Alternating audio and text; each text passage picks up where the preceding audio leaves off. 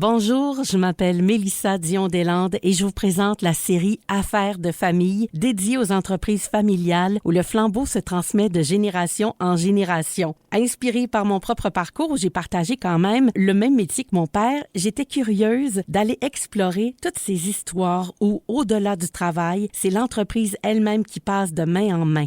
Aujourd'hui, je vous invite à découvrir l'histoire du restaurant Di Carlo avec Claudio Di Carlo, chef et propriétaire. Initialement, je ne me voyais pas reprendre le restaurant. On me pose la question quand on est jeune, tu vas reprendre le restaurant, tout ça. Ah oui. Je disais toujours non, c'est pas ce que je vise, c'est pas. Puis avec le temps, puis ma route, puis les études, je suis allé en administration. Fait que oui, les commerces m'intéressaient, mais pas nécessairement pour reprendre le restaurant. Et puis, à un moment donné, et aujourd'hui même, j'en fais le discours à mes employés.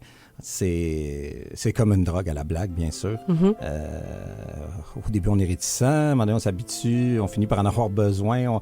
On ne sait pas trop comment ça arrive, mais on se retrouve là-dedans. Puis le thrill de la restauration, à un moment donné, ça nous manque. RBC Banque Royale est fier de présenter Affaires de famille, un balado saluant les entreprises familiales de la région, transmises de génération en génération. Merci Claudio d'être là. Bien, merci à toi, Mélissa. J'ai vraiment envie d'entendre l'histoire de votre famille qui est dans la restauration depuis longtemps. Comment tout ça a commencé? Comment tout ça a commencé, Mélissa? Bien, écoute, Restaurant Di Carlo, 1986, la fondation. Donc, mes parents achètent le restaurant au coin d'Offland principal. À l'époque, une trentaine de places seulement.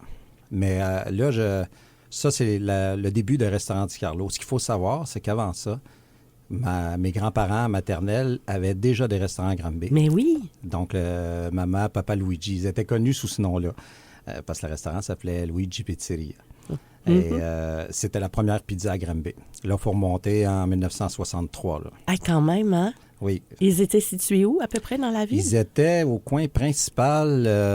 En fait, ils ont ouvert pratiquement où il y a l'Anglois Chaussure aujourd'hui, pour ensuite aller en face. Donc, ils étaient, ceux qui s'en rappellent majoritairement, c'est l'emplacement en plein milieu de la rue Montaigne aujourd'hui. La route passe où était le restaurant. Ah bon. Exactement. Voilà. Quand on arrive aux Lumières, à Mountain principal, qu'on arrive, on est dans le restaurant en tant que tel. Ça a brûlé, malheureusement. Donc, la restauration, c'est vraiment une affaire de famille depuis maintenant 3 générations. Totalement. Et raconte-moi comment c'est parti. C'est quoi tes premiers souvenirs de voir tes parents qui travaillent au restaurant? Te rappelles-tu? Je me rappelle tout à fait, Mélissa. En fait, mes premiers souvenirs, c'est quand on est allé visiter avant l'achat, où l'achat était fait, j'avais 4 ans. Hein. Donc, j'étais tout petit.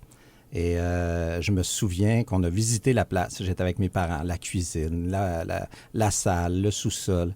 Et aujourd'hui, c'est drôle, tu me poses la question. La semaine dernière, j'en parlais avec certains membres du personnel. Il y a une petite dénivellation là, à un certain endroit. Je me rappelle, j'avais 4 ans. Pour moi, c'était ce qu'on pourrait appeler, en bon québécois, une côte incroyable. Oui. Mais c'est tout petit, c'est rien. Donc oui, ça remonte de loin. Mes premiers souvenirs, c'est le tout début. Et par la suite, l'ouverture, tout ça. Je me rappelle de tout ça. On a vraiment vécu dans le restaurant, à travers le restaurant. Ça fait partie de nos vies, là, complètement. Oui, vous avez comme grandi là. Oui, 4 Vraiment. ans. Donc, j'ai pas connu autre chose, si on peut dire. J'ai pas connu mes parents travailler ailleurs. Là. Non, c'est ça. C'était vraiment dans votre vie quotidienne. Oui. Et quelles étaient les valeurs qui étaient là dans la famille présente, dans l'entreprise, mais aussi probablement dans votre vie familiale? Oui, tu fais bien de le dire parce que les deux se confondent à un certain moment. Et les valeurs, c'était les Italiens de cette époque, qui plus est, sont des gens extrêmement disciplinés. C'est une ethnie qui nous a beaucoup influencés au Québec. Dans les années 50, énormément d'immigration. À Montréal, c'était l'ethnie dominante. Et ma mère est arrivée là, mes parents sont arrivés là à Montréal pour venir ensuite à Granby. Et les valeurs, c'était de ramener une cuisine italienne.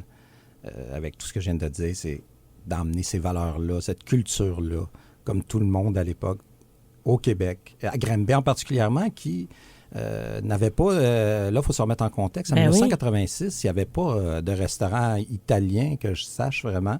Les gens, la nourriture qui était considérée, disons, fancy, un simple fettuccine rosé, c'était quelque chose de spécial. Donc, mes parents, même à un niveau encore plus élevé, parce que c'est ça la cuisine italienne. C'est de la simplicité, mais de la perfection. Exact. C'est de la qualité, c'est de l'attention. Par opposition peut-être à la cuisine française, et je ne veux pas vexer personne, c'est pas la question, je respecte toutes les cuisines. Oui, mais par leur définition, il y a quelque chose dans la cuisine italienne c'est chaleureux, c'est la famille. On dirait que... Totalement. On se concentre totalement sur la qualité. Pas nécessairement la présentation. Ce qu'on veut, c'est le contenu, pas le contenant. Donc, c'est vraiment ça, les valeurs qui ont apporté, puis ça a marché, de toute évidence, parce que ça a connu un grand succès.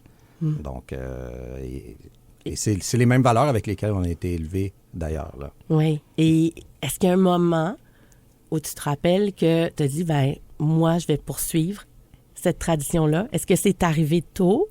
Est-ce qu'il y avait d'autres emplois envisagés? Honnêtement, non, ce n'est pas arrivé tôt parce que je suis venu au monde là-dedans. Et puis, je l'ai vécu à chaque jour, autant à un niveau professionnel, personnel, parce que très jeune, on a commencé à travailler au restaurant. Et initialement, je ne me voyais pas reprendre le restaurant. Et on me pose la question quand on est jeune, tu vas reprendre le restaurant, tout ça. Ah oui. Je disais toujours non, c'est pas ce que je vise, c'est pas... Puis avec le temps, puis ma route, puis les études, je suis allé en administration. Fait que oui, les commerces m'intéressaient, mais pas nécessairement pour reprendre le restaurant. Et puis, à un moment donné, et aujourd'hui même, j'en fais le discours à mes employés, c'est comme une drogue à la blague, bien sûr. Au début, on est réticent, à un moment donné, on s'habitue, on finit par en avoir besoin. On ne sait pas trop comment ça arrive, mais on se retrouve là-dedans. Puis le thrill de la restauration, à un moment donné, ça nous manque. C'est quand on sort de là qu'on s'en rend compte. Oui. C'est toute une vie, un mode de vie, là. Exactement. Puis on a besoin de ça. Et quand je dis que je fais ce discours-là aux employés, c'est parce que quand je rencontre des gens en entrevue, je leur dis toujours, si tu veux aller là-dedans, il faut que tu aies ce thrill-là. Si tu y vas pas avec une certaine passion, une certaine volonté d'être là-dedans, je veux l'adrénaline de la restauration. Moi, je le veux, le sourire du client, le commentaire à la fin. Je veux qu'on lui fasse vivre une expérience, une soirée. Je veux qu'il s'en rappelle tout le temps puis qu'il revienne nous voir en nous disant « Wow, j'ai célébré tel événement, j'ai rencontré ma blonde ici. » Ou juste, on a passé une super soirée. Là, t'es dans le bon domaine. Ah oui. Mais si tu persévères, ça finit par arriver. Oui. Et comment vous faisiez pour établir dans tes souvenirs là, la part familiale et la part du travail? Est-ce que tes parents distinguaient ça? Est-ce qu'il y avait déjà cette préoccupation-là? Bonne question, Mélissa. Parce que c'est vraiment pas facile, effectivement. Non, puis, c'est ça. Mes parents... déjà, là, on est à une autre réalité. Si on parle de 1986, la vie familiale, c'était difficile, oui. Premièrement, parce que c'est beaucoup de travail. Donc, en partant, oui, ça impacte la vie familiale de toutes les façons. Mais aussi, si on retourne à l'époque, si on retourne en 86, on n'a pas de cellulaire. Hein? Non. On n'a pas de téléphone intelligent, encore moins. C'est complètement différent. Je pense que le côté décrochage se faisait un peu. On vivait en famille, on était 4 enfants. La maison n'est pas très loin du restaurant. On avait comme fusionné le restaurant dans nos vies. Donc, comme je te disais tantôt, c'est vraiment... Restaurant Di Carlo, c'est pas un commerce pour moi, c'est la chez maison, moi. Hein? Voilà, j'avais 4 ans, donc... Mais oui. Fait qu'on a tout fait ça ensemble. Autant mes parents travaillaient, on était au restaurant, on voyait tout ça. Dès qu'on a été en âge de participer, on l'a tous fait. Oui, c'était comme naturel à ce moment-là. Voilà, à ce moment-là, c'était vraiment une fusion entre les deux. Claudio, dans la transmission, quand à un moment donné, tu as pris le relais, ça c'était en 2010, je crois. Exact. Et 1er décembre. 1er décembre. On arrive bientôt à cet anniversaire. Donc, quand tu as pris le relais, comment que ça s'est passé? Est-ce que tu étais seul? Est-ce que tu avais des frères et des sœurs qui étaient intéressés? Bien, évidemment, on est 4, donc une sœur, ma grande sœur, la plus vieille, et puis 3 frères. Et on s'est réunis lorsque mes parents ont jugé, est arrivé à un âge, il était temps de passer le flambeau. Et on en a discuté beaucoup, évidemment, les quatre. Et beaucoup de réunions sur plusieurs mois pour envisager l'avenir du restaurant. Oui. Travailler ensemble, tout ça, qui embarquerait, Les quatre, on était intéressés, évidemment. Puis par la suite, ma sœur, qui avait une vie familiale, avec ses enfants, tout ça, elle avait beaucoup à gérer. Ma sœur, c'est un modèle pour moi. Là. C'est quelqu'un de très discipliné. Puis elle a jugé, elle, de son côté, la restauration, et avec raison, c'est pesant. On le savait très bien. Oui. Donc, de s'exclure là, de l'équation. Par la suite, on a acheté les 3 frères ensemble. Oui. Et après un an, moi, je suis le plus jeune, je suis le cadet. Donc, le suivant, là, le plus jeune après moi, Luciano, lui, s'est retiré au bout d'un an. Même chose, pour des raisons familiales. Luciano s'était marié là, pas longtemps après qu'on a acheté le restaurant, tout ça. Et puis, le côté prenant, tout ça. Donc, il s'est retiré rapidement. Et moi et Marco, qui est mon aîné, donc évidemment, je suis le plus jeune, mais il a 8 ans de plus que moi, Marco. Donc, on a repris le restaurant ensemble et pendant une dizaine d'années, 9 ans, on l'a opéré ensemble.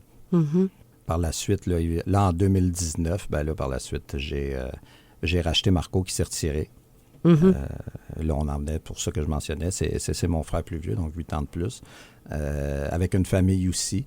Et la restauration, c'est quelque chose de génial. Comme je le disais tantôt, là, c'est une adrénaline incroyable. C'est aussi quelque chose qui use avec les années quand on vieillit. Ouais. Et je le dis aujourd'hui, malheureusement, mon âge me rattrape. Ouais. Mais je compare, étant donné que moi j'ai commencé très jeune, je suis capable de comparer quand j'avais 20 ans. Aujourd'hui, j'en ai 42. Et avec l'âge, oui, c'est plus le courait partout. On n'a plus la même énergie, c'est normal. À ce moment-là, bref, là, je m'écarte, mais à ce moment-là, j'ai racheté Marco en 2019. Et depuis, c'est moi qui évolue. Qui est propriétaire et chef aussi.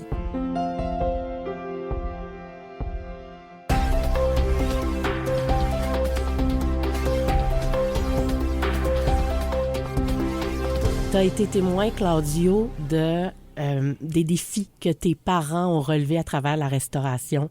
Tu étais jeune, tu as grandi, tu as été de plus en plus conscient des défis, mais quand on devient celui qui reprend le restaurant, la transmission en tant que telle, les défis s'accumulent, deviennent plus grands parce que tu es de plus en plus impliqué. Quels sont les défis? Comment tu as vécu ces défis-là? C'est une très bonne question, Mélissa. Effectivement, ça a été toute une route du début avec mes 3 frères. Ensuite de ça, quand on est tombé à 2 un an après, les 9 ans que j'ai passé avec Marco. Et là, on parle quand on parle d'un restaurant qui est là depuis maintenant 38 ans, eh bien, c'est pas pareil comme ouvrir un nouveau restaurant. Fait que, on a beau arriver avec plein de projets parce qu'on est la nouvelle génération. On ne peut pas non plus arriver puis tout chambranler. Non, hein? Et on ne veut pas non plus. Et ça a été donc d'évoluer à travers ça tout en gardant l'âme du restaurant. Bien, ça a été tout un chemin. Mais les défis, honnêtement, pour moi, là, ça a commencé quand j'ai racheté mon frère en 2019. Là, puis ça a été en juillet. J'ai racheté Marco, on a fait la transition. 2 semaines après le rachat, j'ai eu une épreuve dans ma vie, malheureusement. J'ai perdu un proche, c'était très dur. 2 semaines par la suite, 2 semaines après, j'ai fait une chute de vélo. La fatigue, tout ça accumulé. Une voiture m'a fait faire une histoire courte, mais et là, il a fallu que ça donne que de toutes les fois que j'ai chuté à vélo, cette fois-là, je me suis déchiré les ligaments dans l'épaule. Donc, j'ai fait les 6 premiers mois à une main. Et là, ça a été une adaptation. Déjà là, ça a été très difficile. Il n'y a personne pour remplacer. Non. Il n'y a personne. Quand on est le chef d'un resto, on est le propriétaire, ça, c'est le défi de l'entrepreneur, là. Ça a été totalement... là, je voulais me relever. Je me rappelle, j'étais à l'hôpital, je voulais m'en aller, je voulais me relever. Il a fallu qu'ils me tiennent pour pas... Et c'est très difficile. Et le lendemain, je ne pouvais pas marcher la journée de même. Le lendemain, quand j'ai réussi à marcher tout de suite, j'étais au restaurant même. Je n'avais pas dû y être. Mais c'était... Mais oui, totalement. Et c'était ma place. Oui. Et on a fait les 6 premiers mois à une main. Tu n'avais pas un autre bras droit pour t'aider. Les gens, il y avait mon équipe qui était là avec moi, mais le chef, c'est le chef, c'est beaucoup de choses. On a fait ces 6 mois-là. Et là, on ferme une semaine pour des travaux. Okay? Il y avait des travaux à faire et il fallait fermer cette fois-ci. On en a fait au cours du temps. C'est la première fois que le restaurant fermait une semaine depuis sa fondation. On fait les travaux. Là, je viens de récupérer mon bras et ça a été... quand on fait les travaux, on a toujours des surprises, des imprévus. On a une semaine, on court. On est habitué. Le restaurant, il est là depuis 35 ans à l'époque, 34 ans. Et là, on finit les travaux. On réussit à passer à travers cette semaine-là qui a été infernale. On ouvre et là, on entend parler d'un bateau de croisière aux abords de la Chine avec un virus la semaine de la réouverture qui s'appelle... la COVID. Oui, bien sûr, on parle du coronavirus, la COVID-19. Donc, on réouvre, on a fait les travaux, on a fait la publicité, on est prêt et là, les clients ne sont pas au rendez-vous, évidemment. Et outre ça, on a tous l'inquiétude, on a tous... on sait ce que c'est, je ne vous ferai pas le début de la COVID, on l'oublie, mais oui, ça a été progressif, ça a été rapide, puis par la suite, tout ce qui s'en est suivi. Mais là, donc, on réouvre après les travaux, après cet investissement-là, en temps, en argent, en énergie. Et tout de suite, après que j'ai récupéré mon bras, là, on referme après une semaine. Moi, mon but, et quand j'ai racheté le restaurant, c'était le but. Mon équipe, c'est ma famille, comme je le dis toujours, parce que c'est pas chez moi que je passe du temps, c'est au restaurant où je suis toujours. Et donc, j'ai pensé tout de suite à mes employés, de les aider. J'ai fermé le restaurant, j'ai donné tout ce qui leur était dû. Il y avait c'était pas la CPU, là, c'était la PCU, pardon. Au début, là, on pensait au chômage, ça, parce que les clients n'étaient pas au rendez-vous. Mais oui. Et puis, on s'est dit, ça va passer, ça va. On a tous eu la même réaction. Oui, Qu'est-ce qui se passait avec ça? On était dans l'obscurantisme, on était dans le noir, tu avais comme le rôle du parent, là, tu sais, protéger ta gang. Il fallait prendre des décisions. Oui, c'est pas facile. Non, pas du tout. Par la suite, là, on a tous fermé. On nous a tous fermés. Et là, l'épopée de la COVID a commencé. Dans mon cas, là, avec tout ce que je viens de raconter, vous comprenez, peut-être certains vont pouvoir mettre des liens. Là, j'étais épuisé. Mais oui. Évidemment, là, je viens de récupérer mon bras avec tout ce qu'on a vécu. Puis, l'adrénaline est tombée. Ça commençait à faire beaucoup d'épreuves. Donc, je n'ai pas réouvert immédiatement le côté take-out. Là, on va laisser la crise passer. Oui. Et puis, la crise n'est pas passée. Non. Ça a pris de l'envergure, évidemment. Oui. Puis de ton côté aussi, ça ne se tassait pas, là. Ça devient plus présent encore. C'est toute une gestion, là. Quand la COVID, là, on ferme le restaurant, on a tout ça à gérer quand même. C'est une bâtisse, c'est un commerce, c'est des frais, là, on parle de la nourriture, on parle de... Rien ne change, là. C'est très, très large. Oui, exactement. Là. C'est pas plus facile à gérer fermé, au contraire, s'il y a quelque chose. Et là, on va réouvrir en mode take-out. Là, on a mis tout un travail pendant la petite pause là, de 3 semaines, 1 mois. Là, j'ai vraiment remis les choses en perspective, regardé ce qu'on ferait avec ça. Et là, on est revenu en mode take-out. Et là, ça a été très dur et ça a été en même temps très gratifiant. C'est vraiment un mélange des deux. Ça a été une épreuve incroyable. J'ai perdu presque tous mes employés qui, là, à ce moment-là aussi, il fallait que tout le monde pense à son avenir, ça réorientait un peu. On a tous vécu la même chose. Oui, je pense que oui. Certains sont restés, par contre. Le noyau dur, oui. Puis ces gens-là m'ont permis, ensemble, on a reparti en mode take-out, m'ont donné autant la motivation, la force. Ont embarqué, évidemment, les gens qui sont restés, l'ont fait de cœur. Et pas nécessairement même pour être payé. Ça a été... On a vraiment relevé le défi. Puis là, la réponse des clients a été super positive. Les gens venaient, appréciaient. Là, c'est moi qui étais tout seul en cuisine. Je faisais chacun des plats. Et comme je dis toujours, c'est quelque chose de difficile, mais j'adore ça aussi. J'adore ça quand un patron perfectionniste, j'aime ça quand c'est moi qui fais tous les plats. C'est un côté un peu perfectionniste.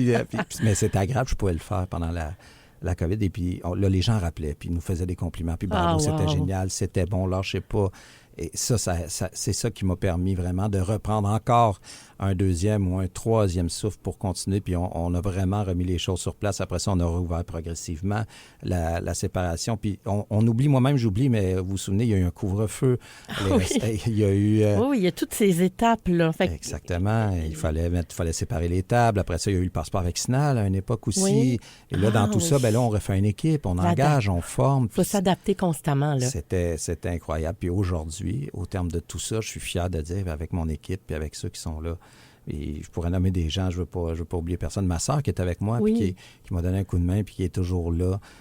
Kelly en avant. J'ai Jean-Paul, mon cousin, qui est en cuisine, qui est revenu par la suite. Vincent, mon plongeur, qui est indéfectible. Puis, comme je vous dis, je ne veux pas oublier personne. Là. Diane, je peux nommer Caroline, qui est un ajout récent. C'est beau, c'est comme la famille. Je voudrais, oui, je voudrais tous les nommer. Puis, c'est ces gens-là qui fait aujourd'hui, on a un restaurant, c'est beau, c'est reparti. On a passé à travers ça, je ne sais pas comment, par quel miracle. Je raconte l'histoire moi-même, je m'écoute la raconter, puis je revis ces épreuves. C'est très émouvant. Puis, est-ce que à la fois, c'était pas ancré par le fait que ce soit une entreprise familiale? Dans ce temps-là, on dirait que ça donne l'énergie de préserver cet héritage-là. Ah oui, tout à fait, Mélissa. C'est sûr que pour moi, c'est pas juste un commerce. Avoir été le cas, beaucoup m'ont dit hey, « Comment tu as fait ça? Pourquoi t'as pas pensé à lâcher? Pourquoi t'as continué? » Pour moi, c'était même pas une option. Non, c'est ça. Comme on laisse pas tomber sa famille, je laisse pas tomber mon commerce. Je suis venu au monde là-dedans. Et pour moi, c'était pas une option de pas laisser de pas être là pour le Di Carlo. Et comme je dis toujours, et ça, c'est une de mes valeurs personnelles, les combats qu'on perd sont 90% du temps les combats qu'on abandonne. Donc, exact, c'est vrai. Si j'ai une valeur dans la vie, je n'abandonne pas les combats parce que je dois les abandonner. Si j'abandonne, c'est un choix, mais pas parce qu'on n'en peut plus. Non, c'est ça, c'est dans l'ADN de l'entrepreneurship, en tout cas familial. Et dans les valeurs de mon éducation. Oui, c'est ça, exactement. Est-ce que vos parents vous se permettaient de commenter un peu les changements ou la façon dont vous aviez à prendre le restaurant? Est-ce que vous sentiez qu'ils étaient avec vous ou ils avaient peur pour vous? C'est sûr que c'est toujours, il y a toujours j'allais dire une crainte, un affrontement générationnel. Donc oui, mais outre ça, le moment où on a repris le restaurant, même si avant, peut-être, j'avais cette crainte-là, je ne l'ai pas ressentie. Au contraire, ça a été, il est à vous.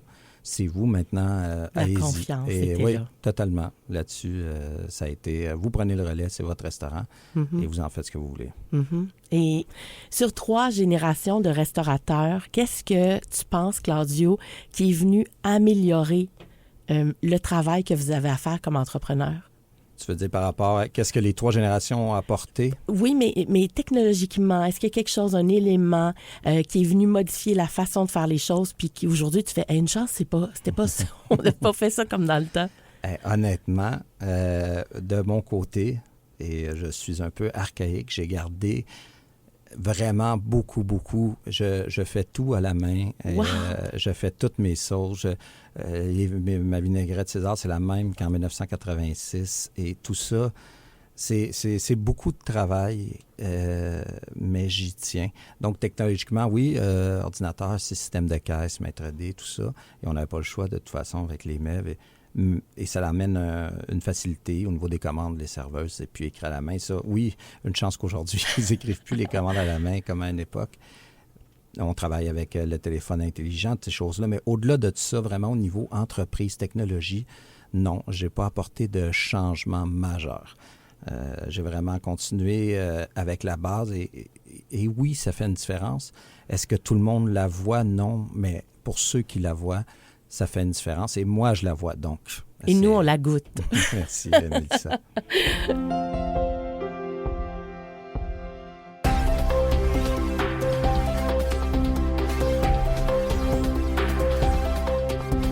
Qu'est-ce que ça signifie pour toi, Claudio, de perpétuer cet héritage familial-là? Est-ce que c'est pour toi naturel, en accord, en étant sur ton X et dans le bonheur, ou parfois, des fois, ça peut devenir un peu lourd à porter? Lourd à porter, oui. C'est pas quelque chose de facile. C'est pas quelque chose... Je vais dire, comme je dis toujours... je deviens vieux, j'ai déjà des phrases que je dis toujours, mais la cuisine, la restauration, le service, tout ça, il y a beaucoup de gens qui voient ça comme... il y en a qui veulent voir ça comme une science. Donc, on met des quantités, on met des règles, on établit des ordres et c'est pas la bonne façon d'approcher ça. Ceux qui voient ça comme un passe-temps se plantent tout autant. Pourquoi? Parce que la cuisine, ça se situe en plein milieu, c'est un art. Et perpétuer ça, ça prend une passion, ça prend une flamme pour faire continuer l'art. Ça se fait pas tout seul. Donc, il faut vraiment vouloir et ça prend quelqu'un qui a une étincelle en soi. C'est vraiment important pour moi que le Di Carlo perdure dans les années, évidemment, avec tout ce que je vous ai raconté. Puis il y a eu, je pourrais pas faire toute l'histoire autant de quand ils ont ouvert le restaurant chez Luigi, mes grands-parents, puis le travail qu'il y a eu à travers ça, c'est incroyable. En passant par mes parents, par nous, l'histoire de la mienne, que je vous ai racontée tantôt. Et c'est très important pour moi que ça se perpétue. On sort de toute cette histoire-là de COVID, parce que pour nous, ça a été une reconstruction. Quand je dis nous, je parle de tout le domaine de la restauration. Tout à fait. Et pour l'instant, j'espère, oui, un jour, c'est super important pour moi que le Di Carlo continue à grimper à travers les âges, puis que ma famille et du moins notre héritage continue à marquer la ville comme on l'a fait, je pense, en toute modestie jusqu'à présent. Mais oui, tout à fait. Vous faites partie vraiment de l'histoire de la restauration, mais de l'histoire aussi des gens qui ont habité. Puis, tu sais, mettons, moi, j'ai grandi à Granby et je me rappelle que le restaurant italien, c'était le Di Carlo. On le sentait déjà, cette valeur-là traditionnelle, familiale. Puis, ben ça, c'est beau de savoir que ça se continue. Tu sais, c'est rassurant. Moi, c'est encore là. J'ai le goût d'amener mon monde là-bas, tu sais. Oui. Donc, bravo Merci. pour tout ça. Mettons qu'on parle, on se met un petit peu plus loin dans le temps. Dans 30 ans, tu le vois comment, ton restaurant? Wow! Là, je te fais plonger là, dans le futur. Tu m'envoies loin. Là, Oui. Ça va être, avec tout ce qui se passe, la société, les changements, ce qu'on voit et vit tous. Honnêtement, c'est tellement dur de répondre à cette question-là, où j'aimerais qu'il soit. J'aimerais qu'il soit toujours présent, encore là, en constante évolution, comme on a fait au courant des 38 dernières années. Et j'aimerais ça que tous les classiques soient toujours là, que les gens qui viennent manger leur piccata de veau retrouvent le même et qu'il y ait des gens encore et toujours aussi passionnés que nous, autant la famille que l'équipe, que tous ceux qui ont passé au restaurant au fil des années, qui ont offert ce travail et ce sacrifice-là, bien qu'on ait des gens encore qui soient là pour offrir ça. Et autant une expérience aux clients, autant aux employés, parce que oui, c'est toute une aventure.